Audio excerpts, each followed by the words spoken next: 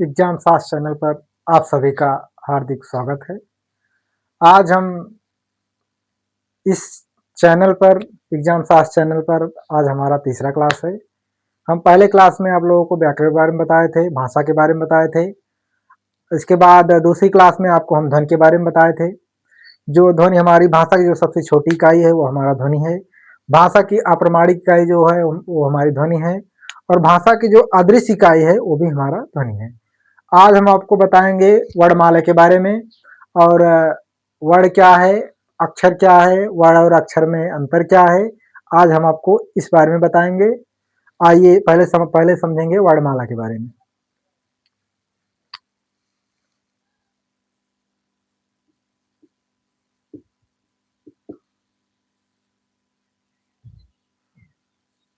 पहले इसकी परिभाषा हम देख लेते हैं।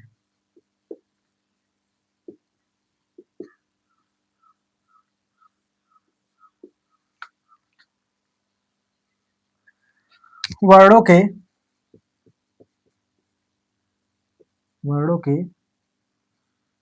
व्यवस्थित समूह को वर्णमाला कहते हैं, वर्णमाला कहते हैं। या फिर इसकी हम एक और परिभाषा देख लेते हैं। दूसरी परिभाषा जो है लिपि चिन्हों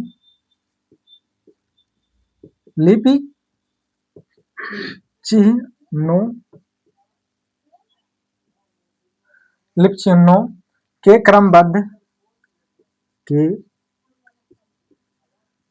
क्रमबद्ध समूह को वर्णमाला कहते हैं। समूह को वर्णमाला कहते हैं। अब इसे हम पहले समझ लेते हैं। हम वर्णमाला की परिभाषा देख रहे हैं। पहला परिभाषा हमने देखा कि वर्णों के व्यवस्थित समूह को वर्णमाला कहते हैं। या फिर हमने दूसरा परिभाषा देखा लिपि चिन्हों के क्रमबद्ध समूह को वर्णमाला कहते हैं। जैसे हमने जो पहली परिभाषा देखा कि वर्णों के व्यवस्थित, हम वर्ण को लिपि चिन्ह भी कहते हैं। अब हम समझ लेते हैं कि वर्णों के व्यवस्थित समूह को वर्णमाला कहते हैं। क्यों कहते हैं, अभी ये समझ लेते हैं। जो हमारी हिंदी भाषा है वो देवनागरी लिपि में लिखी गई। देवनागरी लिपि में जो वर्णमाला का जो स्थान बनाया गया है वो वैज्ञानिक तरीके से बनाया गया है। वैज्ञानिक तरीके से बनाया गया है, इसे हम समझ लेते हैं कैसे।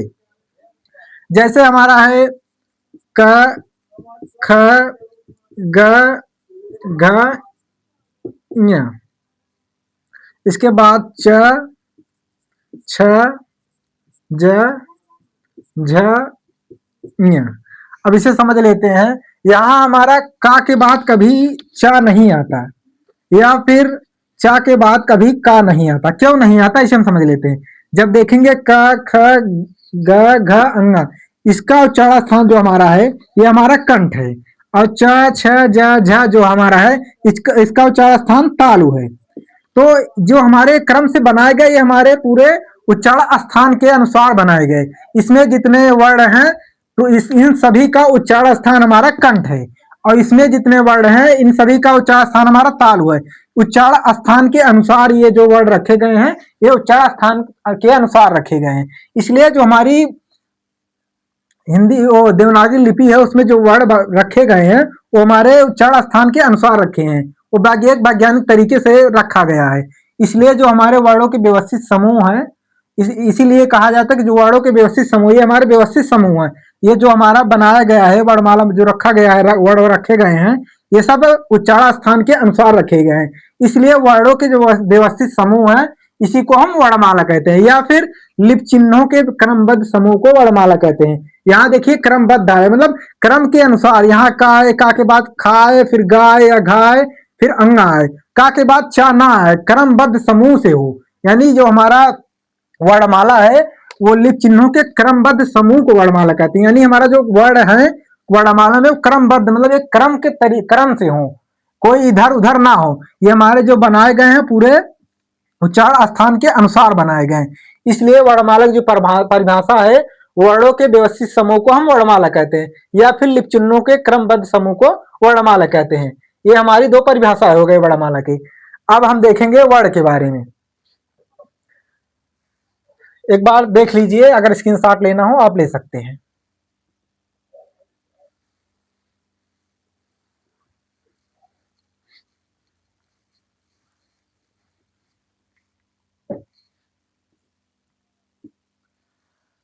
अब पहले हम वर्ण के बारे में जान लेते हैं। वर्ण, अब पहले देखेंगे कि वर्ण शब्द का सर्वप्रथम उल्लेख मिलता कहाँ है। वर्ण शब्द का जो सर्वप्रथम उल्लेख है, वर्ण शब्द का सर्वप्रथम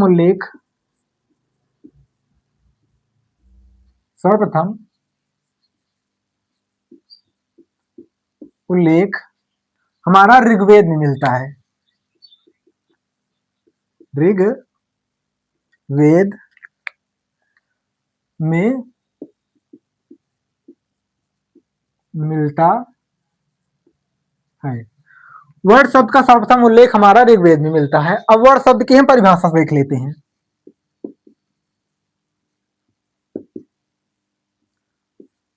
परिभाषा, वर्ण शब्द की परिभाषा पहले हम देखेंगे कि भाषा की जो सबसे छोटी इकाई है, भाषा की सबसे छोटी इकाई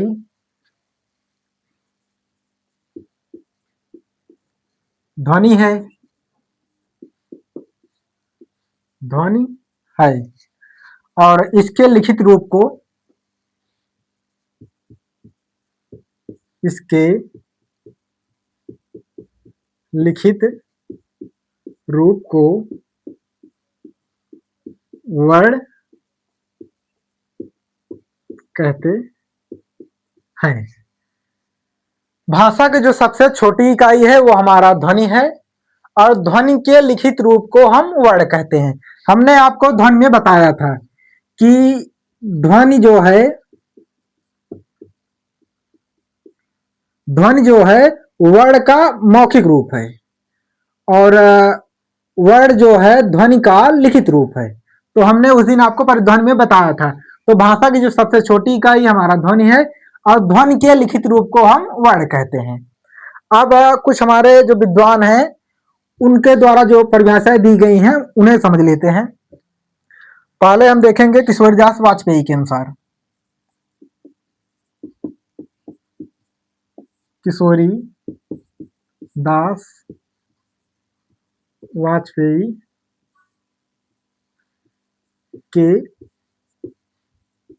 अनुसार एक चीज और हम जान लेते हैं, अगर किसी भी विद्वान का अगर कथन सेम टू सेम हम लिखते हैं, एज टू एज, मतलब उसी जैसे लिखा गया वैसे ही लिखते हैं, तो हम डबल इन्वर्टेड कामा यानी डबल दोहरा उद्धरण चिन्ह का प्रयोग करते हैं। अब हम इनका परिभाषा दिए हैं, अब वो देख लेते हैं।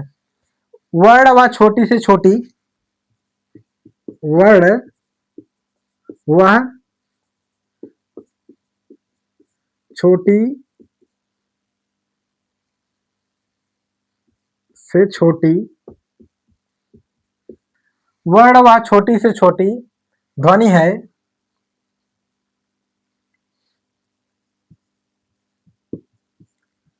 ध्वनि है, वर्ण व छोटी से छोटी ध्वनि है जो कान का विषय है, जो कान का विषय है, और जिसके टुकड़े नहीं किए जा सकते, और जिसके टुकड़े नहीं किए जा सकते, जिसके टुकड़े नहीं किए जा सकते। जो हमारे किशोरीदास वाजपेयी जी हैं, उन्होंने वर्ण की परिभाषा देते हुए बताया कि वर्ण वह छोटी से छोटी ध्वनि है जो कान का विषय है और जिसके टुकड़े नहीं किए जा सकते। ये हमारे किशोरीदास वाजपेयी जी ने बताया। अब हम कामता प्रसाद गुरु के अनुसार देख लेते हैं। एक बार अगर आप इसे स्क्रीनशॉट लेना चाहें तो ले सकते हैं। हमने बताया कि वर्ण शब्द का सर्वप्रथम उल्लेख ऋग्वेद में मिलता है और भाषा की जो सबसे छोटी इकाई है वो ध्वनि है और इसके लिखित रूप को हम वर्ण कहते हैं। ये हमारा पहला परिभाषा था। ये हमारा पहला परिभाषा था और ये हम दूसरा परिभाषा देखें किशोरीदास वाजपेयी के अनुसार। वर्ण वह छोटी से छोटी ध्वनि है जो कान का विषय है और जिसके टुकड़े नहीं किए जा सकते। अब हम तीसरा परिभाषा देखेंगे कामता प्रसाद गुरु के अनुसार।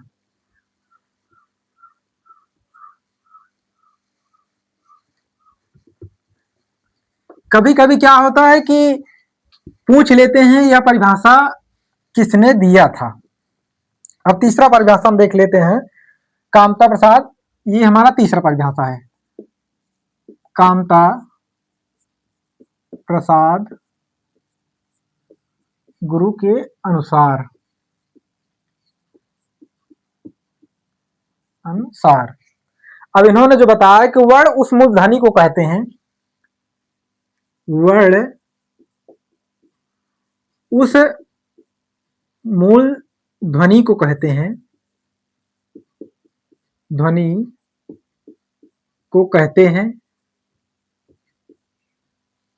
वर्ण उस मूल ध्वनि को कहते हैं जिसके खंड ना हो सके, जिसके खंड ना हो सके। इन्होंने बताया कि वर्ण उस मूल ध्वनि को कहते हैं जिसके खंड ना हो सके। जैसे उदाहरण देख लेते हैं। जैसे यहां हमारा का फिर ख या ग या फिर हमारा आ या फिर ई या ई। इन्होंने बताया कामता प्रसाद गुरु जी ने बताया कि वर्ण उस मूल ध्वनि को कहते हैं जिसके खंड ना हो सके, यानी जिसको हम तोड़ नहीं सकते या फिर उसका कोई और टुकड़ा नहीं हो सकता। वर्ण उस मूल ध्वनि को कहते हैं जिसके खंड ना हो सके, यानी जिसको तोड़ा ना जा सके। ये का है तो का को अब हम तोड़ नहीं सकते, इसको अलग नहीं कर सकते। अब का है, खा है, ग है या फिर आ, इसमें से हम तोड़ किसी को नहीं सकते। अब हम वर्ण की परिभाषा देख लिए, हम वर्ण के बारे में थोड़ा और जान लेते हैं। वर्ण को हम वर्ण को ध्वनि चिन्ह, ध्वनि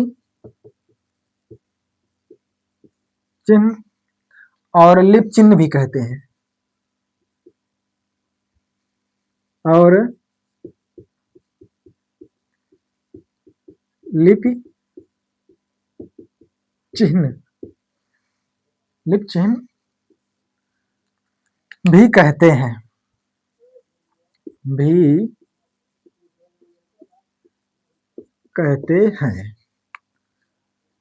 कामता प्रसाद गुरु के अनुसार हमने देखा कि वर्ण उस मूलधनी को कहते हैं जिसके खंड ना हो सके, यानी जिसका कोई और टुकड़ा ना हो सके, जिसे और हम तोड़ ना सके।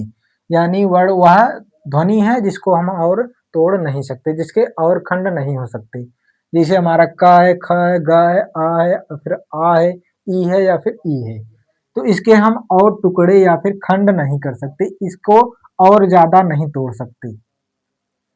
तो हम वर्ण को ध्वनि चिन्ह भी कहते हैं और लिप चिन्ह भी कहते हैं। इसके पहले हम आपको पहले परिभाषा में बताया था और वर्णमाला में परिभाषा वर्णमाला की परिभाषा में आपको हमने बताया था कि वर्ण को लिप चिन्ह या ध्वनि चिन्ह भी कहते हैं।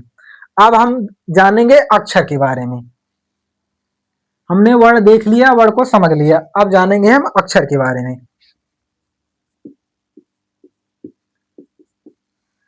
अक्षर वह ध्वनि या ध्वनि समूह, वह ध्वनि या ध्वनि समूह, वह ध्वनि या ध्वनि समूह, वह ध्वनि या ध्वनि समूह जिसका उच्चारण, जिसका उच्चारण, जिसका उच्चारण श्वास के एक झटके में, श्वास के एक झटके में हो जाता है उसे हम अक्षर कहते हैं। हो जाता है उसे हम अक्षर कहते हैं। हमने पहले वर्ड देखा, अब इसी के नीचे अक्षर भी देख लेते हैं और समझ लेते हैं। वह ध्वनि या ध्वनि समूह जिसका उच्चारण श्वास के एक झटके में हो जाता है उसे हम अक्षर कहते हैं। जैसे हमारा अ या फिर आ या फिर ई या ई, और क, ख, ग, घ या फिर च इत्यादि, ये हमारे अक्षर हैं। अक्षर की परिभाषा में हमने पढ़ा कि वह ध्वनि या ध्वनि समूह जिसका उच्चारण श्वास के एक झटके में हो जाता है उसे हम अक्षर कहते हैं। जैसे हमारा अ या फिर आ, ई या फिर क, ख, ग, घ या फिर च इत्यादि, ये हमारे अक्षर हैं। अब इनमें अंतर क्या है, इसको हम थोड़ा समझ लेते हैं। जैसे हमारा यही नीचे देख लेते हैं। जिसे हमने देखा कि का जो है क या फिर ख या ग, ये हमारे वर्ड हैं, वर्ड हैं लेकिन अक्षर नहीं है। ये हमारे अक्षर नहीं है। जब इनमें हमारा स्वर, जब इनमें हमारा स्वर जुड़ेगा तो ये हमारे इस रूप में हो जाएंगे, तब जाके ये हमारे वर्ड और अक्षर दोनों हो जाते हैं। वर्ड तो पहले थे ही, अब इनको हम अक्षर भी कह सकते हैं। जब वर्ड में अक्षर जुड़ जाता है, जब वर्ड में स्वर जुड़ जाता है तो ये हमारे अक्षर हो गए। तो यही हमारा इतना अंतर है कि जो सभी, हम ऊपर देख लेते हैं, इसे मिटा देते हैं, ठीक ठीक से समझ लेते हैं इसे हम।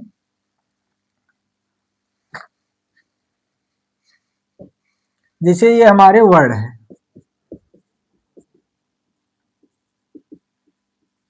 ये हमारे वर्ड है। जब वर्ड में स्वर जुड़ता है तो इस रूप में हो जाता है। अब ये अक्षर हो गया। इसे हम वर्ड भी कह सकते हैं और अक्षर भी कह सकते हैं। इसे हम सिर्फ वर्ड कह सकते हैं, अक्षर नहीं कह सकते।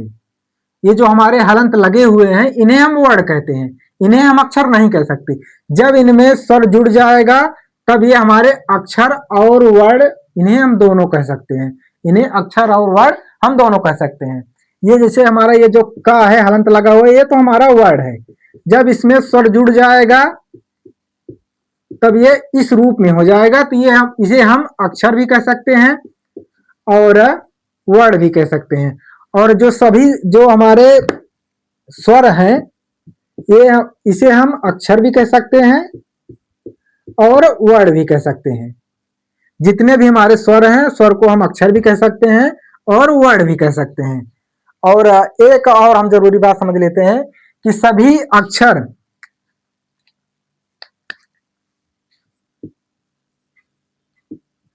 सभी अक्षर वर्ड होते हैं,